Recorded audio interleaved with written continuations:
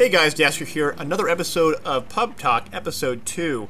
I was looking at my Twitter account the other day. I use Twitter, and you can follow me if you'd like, the link's on the right. And Rival X Factor posted a screenshot, and the screenshot was this screenshot. It was a guy who got banned. Now, I don't know if you guys know this. This is pretty recent news. There are cheaters out there. I know. You may have even experienced one. But here's what DICE is doing about it. DICE is finally banning cheaters and displaying on their battle log profile that they've been banned in real bold white letters, red box, almost sort of like a stamp of disapproval that a government bureaucracy would give out, that kind of thing.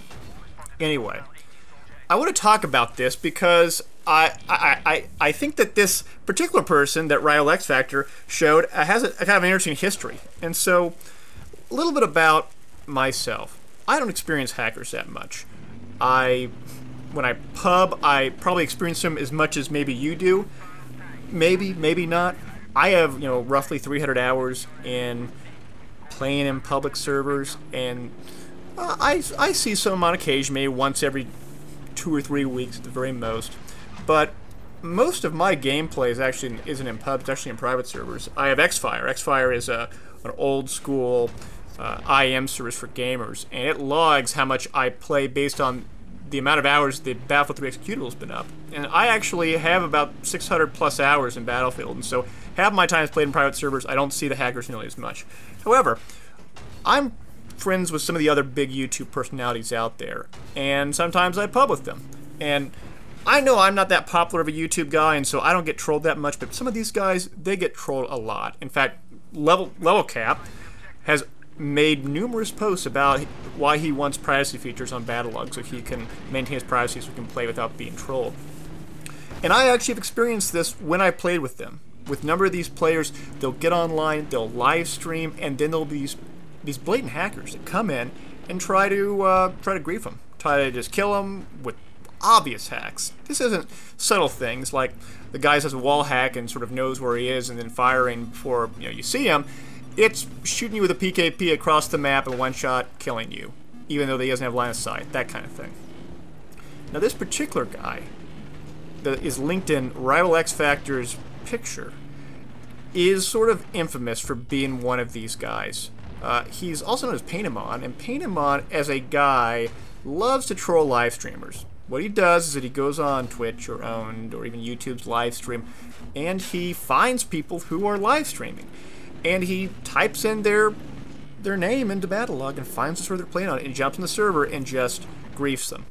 Really just makes them mad, because what he's trying to do is he wants to see that emotional feel that these live streamers will go through when they are blatantly being abused.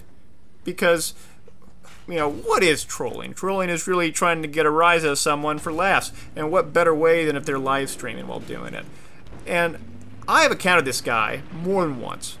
And in doing so, I actually had a conversation with the guy probably a few months ago. And take in mind, this guy in particular has been doing this for about 7-8 months now. And I'll tell you, I was incredibly surprised he got banned, because it's been 7-8 months of him doing this pretty regularly, and yet he hasn't been banned yet. And it's not as if he's being subtle about it. He's obvious. He readily admits when you talk to him that he's cheating, and that's his thing. Anyway, he's not trolling me. I'm a nobody. But one time he was trolling one of the other YouTube guys out there, and I actually struck up a conversation with the guy. I was on his team, and so he wasn't TKing me, and Friendly Fire was off. And I said, why are you doing this? What's your motivation behind this? And he said, I just want to make these live streamers' experiences miserable. And I was like, wow, that's a pretty cruel but very honest answer, I suppose. And I didn't really prod further into that. I think that if you try to psychoanalyze someone who is trying to get a rise out of you, you're probably not going to have much success. Nevertheless, though, I thought I was going to be sneaky. I joined their team. I was like, you know what? This guy is just killing people with infantry. I'm just going to go in a tank and I'm going to kill him. And actually, I ended up killing him once or twice, and then he started headshotting me while I was in the tank. It didn't work out that well. And so, it was a really bad experience, and I'm really glad to see that DICE is doing something about this. But here's the thing, though. The problem is that with these bans, they're a bit ambiguous in terms of why they're being banned. There's a number of posts on Reddit and other places of people who are notorious stat patters. Not necessarily those that are using aimbots or using wall hacks, but those are just pat statting, so they get a really, really high rank, a really high KDR, or high accuracy, that kind of thing. They too are being banned. And I bring this up because I have a concern. My concern is that while I'm happy that this guy in particular got banned, and hopefully other people like him were also banned, I have this fear that DICE may not be banning people necessarily for the most cruel and infamous reasons, blatantly wall hacking or blatantly aimbotting, but instead just looking at people that have really, really suspected stats, or those have been reported a lot for stats padding, and then just banning them accordingly. And I do take issue with that. We need to have transparency in why people are being banned. And I know that may not be the best thing for DICE, because if a lot of people are being banned for using wall hacks or aimbots, that may speak volumes to how effective or ineffective their anti-cheat programs are. But at the same time, I think we need to understand that kind of griefing, the wall hacks and aimbots, and ruining people's experiences is basically the worst thing that you can do in a public server multiplayer game. Apart from just taking the server down completely. That's the equivalent of playing street hockey when you're a kid, and then one guy who has the goal taking the goal away, that kind of thing. We have to differentiate between someone who's simply stat padding, which really doesn't have much an impact on the game itself. The fact that someone's stat padding in a server isn't going to change the fact that I'm going to kill him so many times over. Now, if he's using certain types of cheats or hacks or FXAA injectors, that kind of thing, then it may be a different story. But the stat padding, to me, is much more of a victimless crime relative to that of someone blatantly cheating and ruining people's experiences. Now, I know there's a lot of you out there who love playing multiplayer just for the stats, to get the ranks and the unlocks and the ribbons and the medals, and you get enjoyment out of that, and there's nothing wrong with that. I certainly don't play multiplayer for that reason, and I can understand how you could feel offended or outraged over someone who's stats padding, because it sort of belittles your own efforts in pursuing these accomplishments. But for me, actually impacting how I am playing a public server, the fact that I can't even get on my spawn because I keep getting headshotted from 2,000 meters away, that kind of thing, that ruins it. That turns off players. That makes the experience so it's so uncomfortable that you don't want to play. You want to do something else. And we want people to keep on playing Battlefield, because doesn't everyone? I mean, every developer wants people to play their games for more and have more enjoyment. That's the whole point of playing.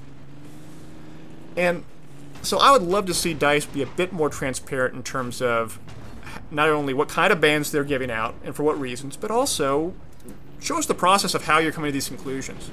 And I say that because no anti-cheat system is 100% accurate. There's always going to be some false positives that show up, and some people are going to be unjustly banned for it, and there may not be a due process to go along to allow them to clear their name. And I say this because as someone who plays not only in pubs but also who plays in competitive play, I not only have had to defend my own teammates who have been accused of cheating in the past, I myself have been accused of cheating in the past. And I will tell you that being falsely accused and trying to defend yourself is incredibly difficult. You are trying to prove a negative. And I've had instances in which there have been some really great leagues that have had a very transparent process with a very structured appeal process. Leagues like Cal League from years back, Team Warfare League is one that's still around, still has a great process. And I've also had leagues that have been horrifyingly terrible in terms of their appeal process and their ability to be transparent. And what do I mean by transparency? I mean showing evidence. I mean saying this guy has cheated because he is because Punkbuster said that there is an FXAA injector that he's using, or that he's using a script, or there's a screenshot, or there are logs that show that he's doing things that aren't possible. Those kind of types of evidence is important to have for transparency. If you don't have that system, it only opens yourself up for corruption as a organization, be it a developer who's trying to ban players, to a professional gaming organization. Two gaming organizations that readily come to my head that are not transparent, have really terrible processes, is Total Gaming League, which is now defunct, thank God, because they were insane in how they went about their processes, and CEVO, who runs the Alienware tournaments.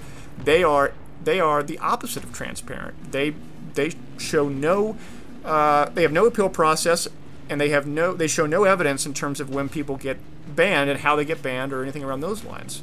I had a teammate early this year who got banned from the Alienware tournament because they said their proprietary anti-cheat software caught him cheating. To which we said, okay, when was he cheating?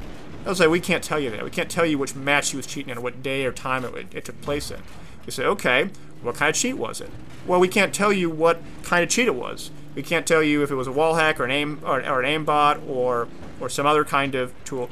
Okay, well, can you tell us what kind of evidence you have? No, we can't tell you that either. We can't tell you if it's logs or screenshots or our proprietary software picking up some kind of third-party application. But hey, daskro, you can prove to us that he wasn't cheating, and we will take any evidence that you can provide, on his behalf to show that he wasn't cheating. How am I, as a team leader, supposed to react to something like that?